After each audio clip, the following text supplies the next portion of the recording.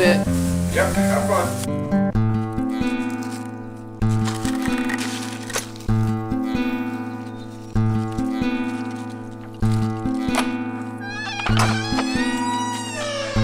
Hi guys. Good morning. So what's been happening the last couple of days is I've been working with Jake again after several months off, and yesterday I recorded my training session with him, and I could see that there were some things that were kind of going wrong, not surprisingly.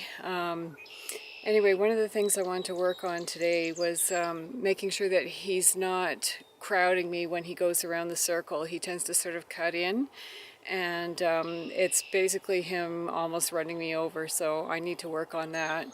And the other thing that I've noticed that I've been doing wrong is that I haven't been really giving him enough time to process when I ask him to do something. So for instance, when I raise my arm to tell him to go somewhere, I do it too quickly, and what I need to do is make sure that I ask slowly and then let him follow through. Yesterday what I did was I stayed up here on top of the hill close to the barn, but I'm hoping today maybe I can go down to the bottom of the hill a bit, because even though the ground's not terribly smooth there, at least it's level. Up here it's hard because he's working on a slope. It just makes everything a little tougher. Anyway, so we'll see how we do, and I'll talk to you after. So I started off the session just walking him around a bit, and then when he wanted to move around a lot, I started with the desensitizing, which is just rhythmically and gently throwing the rope over his back and then stopping when he stops. And then what we do here is stop when you see a sign of relaxation, and it gets them used to things moving around them and on them that don't really mean anything, and they don't need to react to them.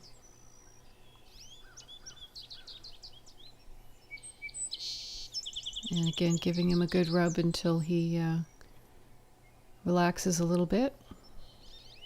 And then after that, we move on to doing the same thing, but with stick and string. So you're just sort of flicking the whip across his back and just pulling it away again. It's not to hurt him or anything. It's just a sensation. And you can see, if you look carefully, you can see him actually licking and chewing there, which means he's thinking and processing. Same thing again, you can see his head's dropped now and he's kind of more relaxed. He's just going, okay, I know this, it's familiar. He was doing a lot of that, trying to bite the lead shank, which is not a good thing because it turned into trying to bite me later, and I did have to correct him.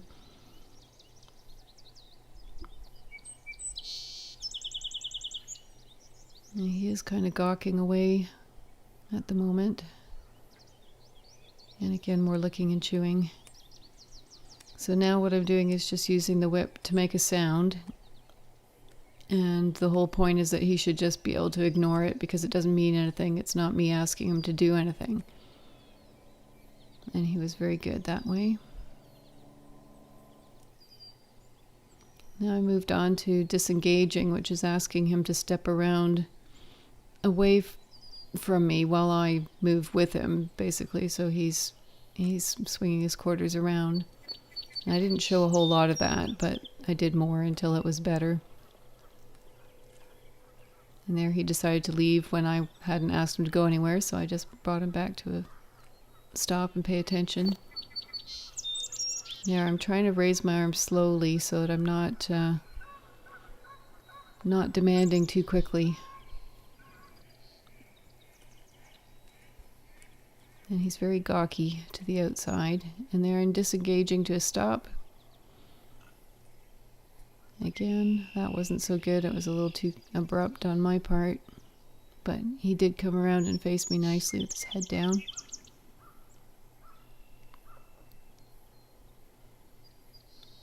And I'm trying to stay nice and relaxed in my body posture as well, and not being tense while I'm working with him. Now that was an energetic send-off. He went very, very forwardly there. But he's still gawking to the outside. He's not traveling terribly well there, but I can't really expect too much at this stage. We're just getting back into things. Another disengage to stop.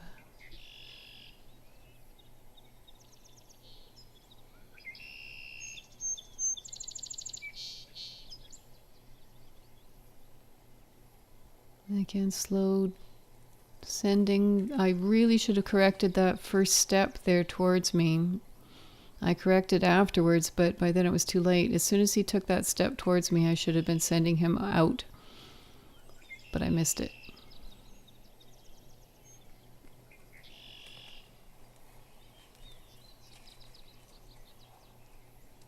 And again, he's just kind of gawky to the outside. He should be paying more attention. And that he was kind of late.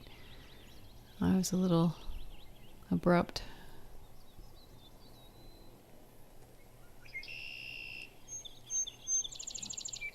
That was better. That was softer.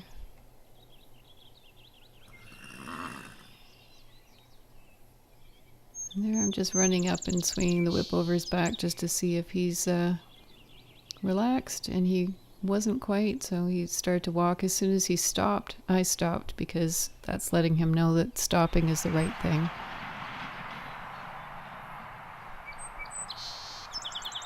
And just repeating on the other side. He's gawking somewhere else. I give him a little bump to bring him back, and there he tries to grab the lead shank. And I'm not sure if that's the right thing to do there, but I just give him a quick correction because he did try to bite my legs last time. And I'm no expert on any of this stuff. I'm still just learning it, so don't take my word for anything. This is just my interpretation of what I'm supposed to be doing. And there he's following me around, and he's too darn close. In fact, he's trying to eat my whip. But I never realize that he's that close until I look over my shoulder.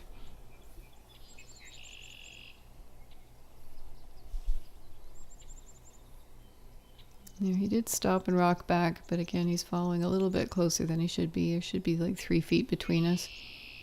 It's a little bit closer than that. That was good, though, that he did step back. He did stop. It's kind of cute how he just pivoted there.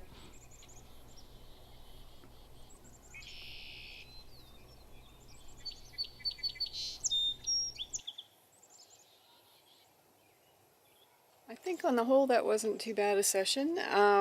He wasn't absolutely perfect, but he wasn't bad either.